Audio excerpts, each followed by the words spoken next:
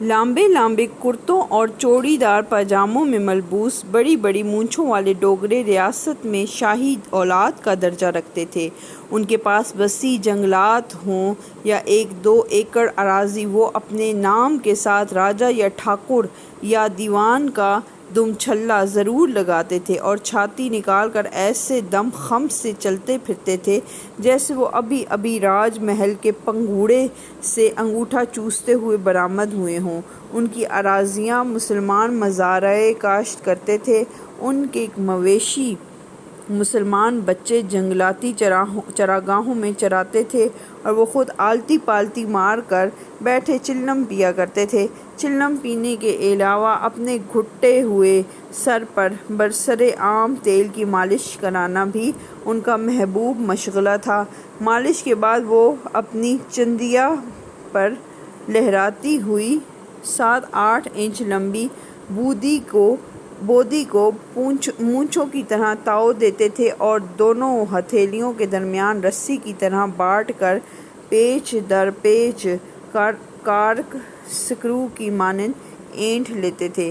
ان عجیب الخلقت ڈوگروں کے آس پاس شیشم اور دیار اور چیڑ کے درختوں کے نیچے اگر کوئی بانکی ترچھی ڈوگری سر پر پیتل کی دمکتی ہوئی گاگر اٹھائے لٹکتی مٹکتی گزر جاتی تھی تو پہاڑ کی پگڈنڈیوں پر گوٹے اور کنارے اور لچکے کی جھالریں ہی جھالریں پھیل جاتی تھیں اور سڑکوں پر چلتی ہوئی بسوں کے ڈرائیور منہ اٹھا کر ان ڈوگریوں کے نظارے میں اتنے محو ہو جاتے کہ بسیں گرنے سے بال بال بچتی تھیں۔ ہماری بس بھی کئی بار کھڈے میں گرتی گرتی بچی۔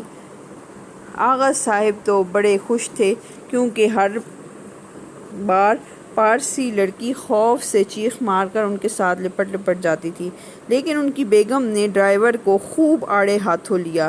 ایک سخت تادیبی تقریر کے بعد انہوں نے ڈرائیور کو ایک ایسی طویل اور پیچیدہ گالی دی کہ اس فن میں مشتاق ہونے کے باوجود وہ ہکا بکا رہ گیا اور شرم سے ان کے کان سرخ ہو گئے۔ ہماری خانم دراصل ملکہ دشنام ہیں، آغا صاحب نے پنڈت پروفیسر کو مخاطب کر کے سب مسافروں کو مطلع کیا۔ بڑے بڑے مہاراجے اور نواب اس کے سامنے پانی بھرتے ہیں۔ ایک بار سری مہاراجہ بہادر نے چشمہ شاہی پر گالی گلوچ کا بڑا شاندار ٹورنامنٹ منعقد کیا تھا۔ مہاراجہ پٹیالہ، مہاراجہ الور، نواب آف پالن پور، مہارانا جھالادار سب موجود تھے۔ گالیوں کا مقابلہ شروع ہوا۔ سب نے اپنے اپنے کمال کے جوہر دکھائے، لیکن ٹرافی ہماری خانم نے ہی جیتی۔ کشمیری پنڈت پروفیسر نے گھگھیا کر اپنے گلے سے کچھ آوازیں برآمد کر کے حسب توفیق داد دی۔ جانتے ہو خانم کی گالی کتنی طویل تھی؟ آغا صاحب نے ڈانٹ کر پوچھا۔ پنڈت صاحب خوشامدانہ حیرت و استعجاب سے جبڑے لٹکا کر بیٹھ گئے، جیسے بکری کا میمنہ گھاس وصول کرنے کے لیے تھوتھنی کھولتا ہے۔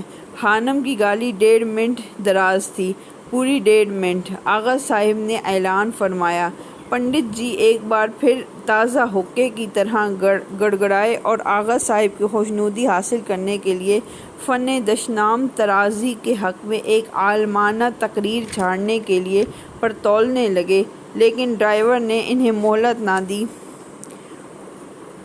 اودھم پور آ گیا اور بس لاریوں کے اڈے پر جا رکی۔ اودھم پور کے اڈے پر بڑی ریل پیل تھی۔ بس رکتے ہی پولیس کے کچھ سپاہیوں نے اسے اپنے گھیرے میں لے لیا اور یہ خوشخبری سنائی کہ سری نگر میں ہیضہ کی وبا پھوٹی ہوئی ہے، اس لیے اناکولیشن سرٹیفکیٹ حاصل کیے بغیر کوئی شخص آگے سفر نہیں کر سکتا۔ اودھم پور کی فرض شناس میونسپلٹی نے اناکولیشن کا بندوبست بھی ڈے ہی پر کر رکھا تھا۔ ایک کھلی جگہ ایک چھولداری نصب تھی جس کے باہر بورڈ پر جعلی حروف میں یہ تحریر تھا، خوش آمدید جی آیاں نو، ہیضے کا ٹیکہ یہاں مفت لگوائیے، از طرف خادم سیاحاں، میونسپل کمیٹی اودھم پور۔ اندر ٹیکہ لگانے کا کوئی سامان نہ تھا، البتہ ایک بابو بہت سے خالی فارم اور ہیلتھ آفیسر کی مہر لیے ضرور بیٹھا تھا۔ ہر مسافر سے وہ 3 روپیہ نذرانہ وصول کرتا تھا اور فارم پر کر کے ان پر مہر لگا کے ان کے حوالے کرتا تھا۔ باہر 1 روپیہ پولیس والا لیتا تھا، 8 آنے کلینر مانگتا تھا، اور اس طرح 4.5 روپے میں وبائے ہیضہ کا انسداد کرنے کے بعد مسافر کو بس میں دوبارہ داخلہ نصیب ہو جاتا تھا۔ ہم اس سعادت سے محروم رہے کیونکہ ہم تو پلیگ سے بچنے کے لیے جموں سے نکلے تھے، ہیضے میں مبتلا ہونے کے لیے سری نگر نہیں جا رہے تھے، اس لیے ہم بس سے اتر گئے اور اگلے روز ایک دوسری لاری سے جموں واپس لوٹ آئے۔